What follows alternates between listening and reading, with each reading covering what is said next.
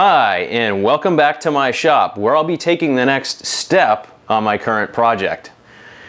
So I have this dry assembly completed now, and I still have the tenons left long, and the sides are still square, and the step fronts are still square as well. I really need to round everything out so that I can get rid of all these sharp edges, and I'll show you how I'm going to do that. Fortunately, I have a lot of scrap material from the cutoffs of this project, so I sort of fine-tuned the process and the shape that I want for the edges of the sides. I don't want these sharp corners, I want nice, smooth transitions.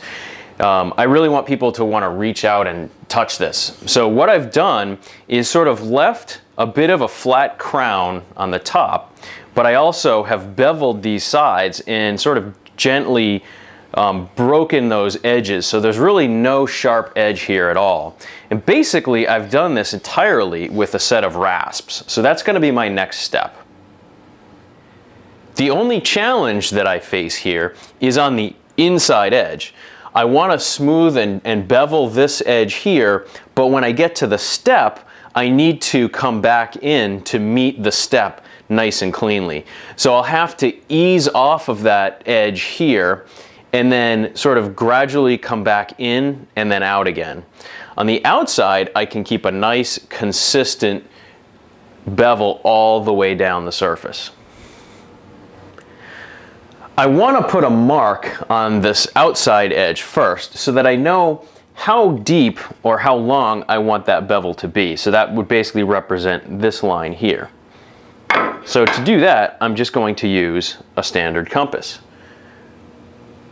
Now obviously it's going to miss at the very top, which I'm going to have to figure out a transition for. And then I'm just going to leave a mark all the way down following the curve.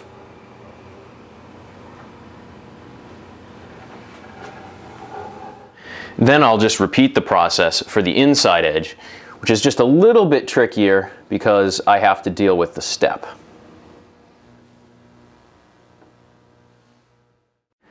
I also need to define how wide this flat crown is going to be on the front. And so I'll also do that with the same method,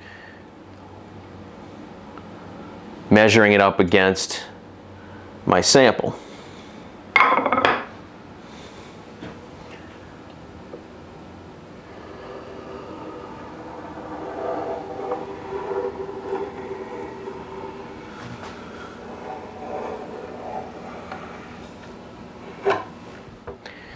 And then continue the process on the back side.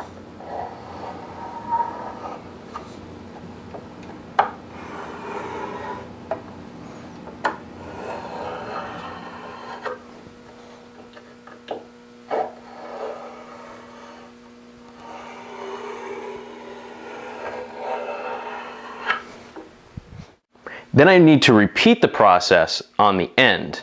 Now, since this is a curved surface, I can't put my French curve down on there, but what I did do is mark exactly where that French curve intersected my existing or initial line, and then I know I need that to taper off to nothing up here, and I can kind of just do that freehand.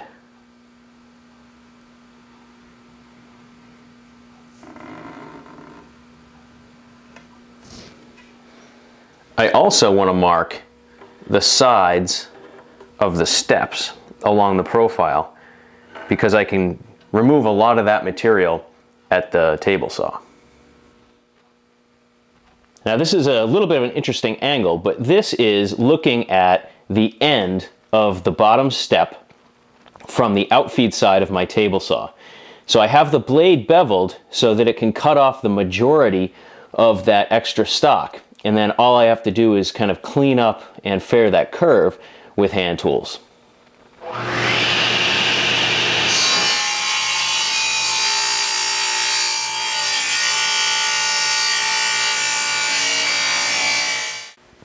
So now with all of my marks drawn, I'm ready to start going at this with rasps. So I've got a set of rasps here, and I'm going to be starting out with my most I have basically 3 different grits, and this is going to be my most coarse grit. And this is what I'm going to use to do the majority of the hogging out of most of this waste.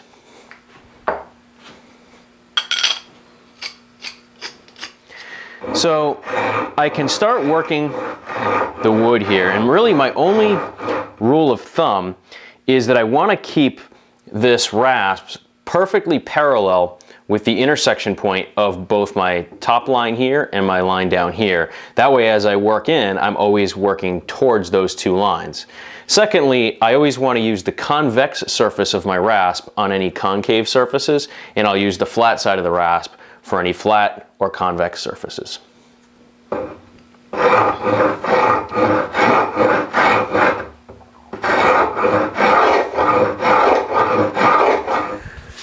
For the back, I can actually use my low angle spoke shave.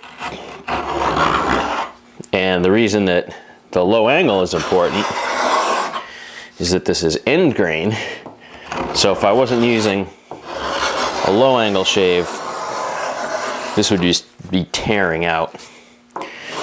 So this will help me hog out a lot of the bulk of the waste, and then I can kind of fine tune it with the rasps. Because this really is a lot of material to remove, even though it doesn't necessarily look like it.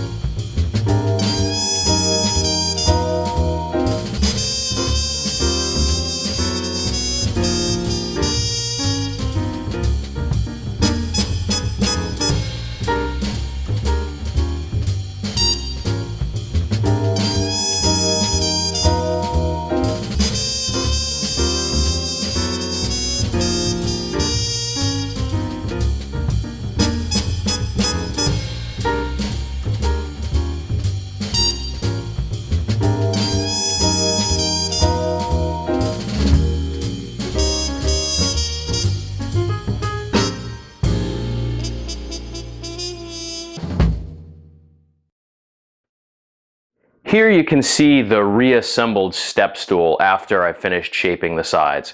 I've gone through 2 different grits of rasps at this point, so it still has a little bit of a rough surface, and I'll still need to do a bit of cleanup with some files and then ultimately some sandpaper, but you can get a good sense now for what the shape of this is going to look like. It's got a little bit more of an organic feel now because those sides are smoothed out.